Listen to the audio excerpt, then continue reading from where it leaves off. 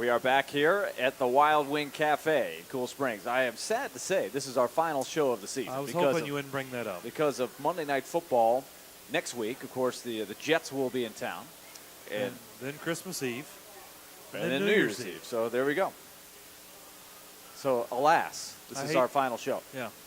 And so we're about to get some questions from the audience from our Swiftwick Sox Little League Team of the Week, the Spring Hill Coyotes, 8-and-under squad. I'm told that they can ball. They had some great victories. And how about this, Jason? Recently at the Battle of Rocky Top, they played a football tournament. Can you believe this? 4 games in 2 days. Back-to-back doubleheaders. I can honestly say I've never played in a football tournament. So have you ever played a football doubleheader? Never. I've never played a scrimmage, so that wasn't a real game, but never a doubleheader. So these must be some tough guys. They must be either tough or maybe a little bit crazy. But yeah, maybe you have to be a little bit of both to play this game anyway. But yeah, that's true. Jason McCourty and Mike Martin of the Tennessee Titans are our Titans guests. Let's see what the Coyotes have to say here. Zach Bingham is out in the crowd. Zach, what do you got? Yeah, we got Keaton here. Keaton, what position you play? Running back.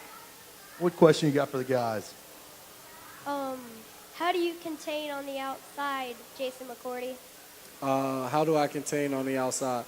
For us as a cornerback, we always have to keep everything inside of us. So whenever you're defeating a blocker or a wide receiver is coming to block you, you always want to get your hands on them and keep your eyes inside. And the one thing for us, we used to say shock and shed. So you want to get your hands on the receiver and shock them and to be able to throw them to the inside and come off to the outside. Good question, good answer. Wow, some high-tech stuff. Remember, we have some gift cards to give away for our best questions from sports seasons and from New Balance of Cool Springs. All right, Zach, what do we got next? Yeah, up next we got DeMonte. DeMonte, what position you play? Tackle. What's your question for the guys? If you would play another position, what would it be? We'll let the D-lineman take that first. Yeah, I'll probably play fullback, you know. So I like to come down here and hit people. And I think my man over here plays fullback. He put his hands up. But I like to hit people, and then you can send me out to catch a pass every now and then, you know, because I got good hands too. So if I had to choose another position, it'd probably be a running back. I played running back in high school, and I used to love it. So I just didn't grow into a running back's body. So I'll take cornerback for now. So what did your brother play another position too? He played receiver, but we didn't pass the ball much. So he was more or less a blocker. Just for a me. threat on the outside. Yeah, exactly. He was a decoy. Good stuff. All right, Zach, we got rapid fire here. We got a lot of people that want to ask some questions here tonight. Yeah, up next we have Cortavius. We got a youth group from Nashville Inner City Ministries. So Cortavius, what question would you like to ask the guys? As playing the corner, like, what is your biggest fear, like, on the field? You'll learn that when you play cornerback going up against Andre Johnsons and Calvin Johnsons and receivers like that, you really can't fear anything. You got to go out there, and the biggest thing for you is to have confidence in yourself and go out there and compete with those guys because you're going to go against some very good wide receivers. And the one thing that is true is you got to have a short memory because when you're playing against some good players, they're going to make plays. So you got to forget about that and just continue to believe in yourself and have confidence. It's a good question. Yeah, dealing with failure, I think a lot of times it's sports in general, but cornerback is definitely one example because, you know, they see it happen. When you get beat, everybody knows. Right. Everybody knows. It's not like one of those interior positions where maybe if a D lineman steps out the wrong gap, if the safety misses a tackle, it's the safety's fault. What's he trying to say, Mike? Hey, now, man. You get out your gap. The running back's going to hit that gap now. No, it's a team. Defense is all team. All right, Zach, what do you got? Up next we got Eric. Eric, what question you got? As a player, what is your hardest obstacle on the field? I'll start that off. I would say playing defensive line, you know, week in and week out, you just have to be very physical at the point of attack. And you have to have a mindset that nobody can block you no matter what. And you just have to be very, very physical. So to be able to come and do that every single week, you just have to have an attitude, you know, a winner's attitude. And like Jason said, you got to have a short memory as well because you might get blocked, you know, a couple plays a game, and, you know, offensive lineman might make a play on you. So you just got to be able to throw away that play and go on to the next one. How much variance do you have in the guy you face each week as far in terms of physical strength? I'm sure there's guys that rely on physical strength more and some maybe a little bit more on technique, or is that the wrong way to look at it? defensive linemen, I feel like interior, you have, and on the ends, you have guys that more finesse and more guys that are physical, and then guys that are a mix of both.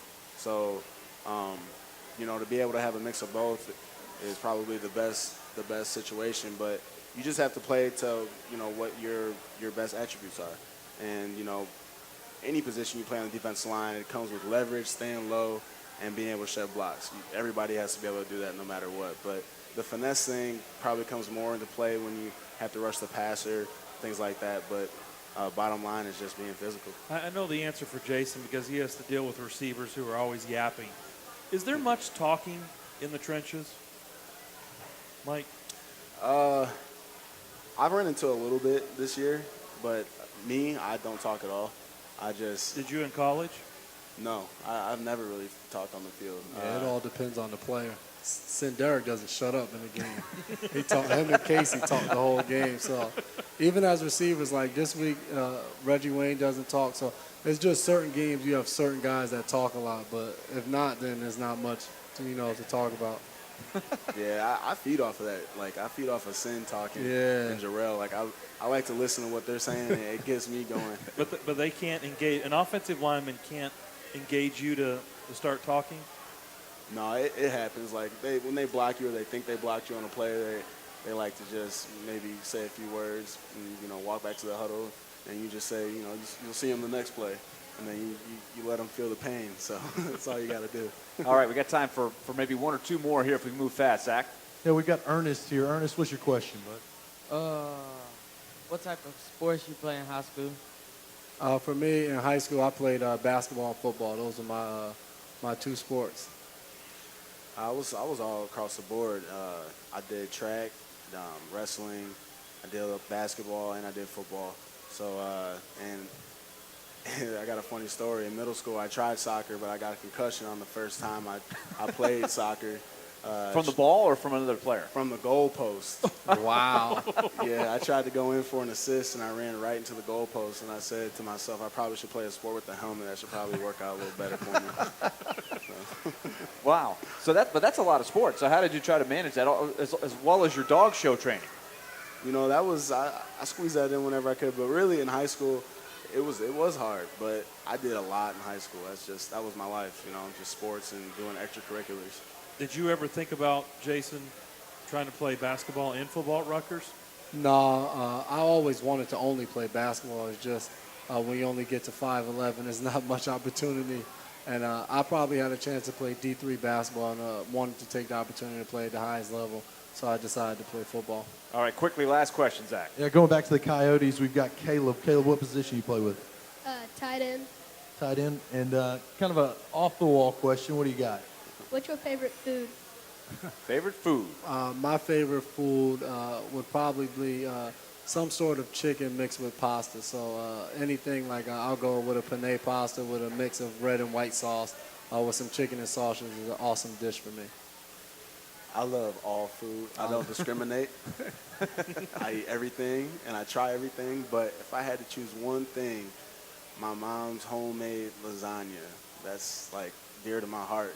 Whenever she comes out to Nashville to visit me, I ask her if she can bring out a pan of lasagna. So I love that.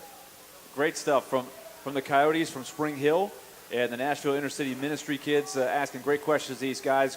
Excellent work. That's our Swiftwick Sox Little League Teams of the Week. When we come back, and by the way, thanks to Sports Seasons and New Balance of Cool Springs for kicking in the prizes for these guys. When we come back, we'll have a little fun with 4 questions. The food question, a perfect lead-in for our next segment. Stay tuned. Darren, you're up to get the break started, and we'll come back and have some fun. Don't forget Monday Night Football coming up next as well on 102.5 The Game.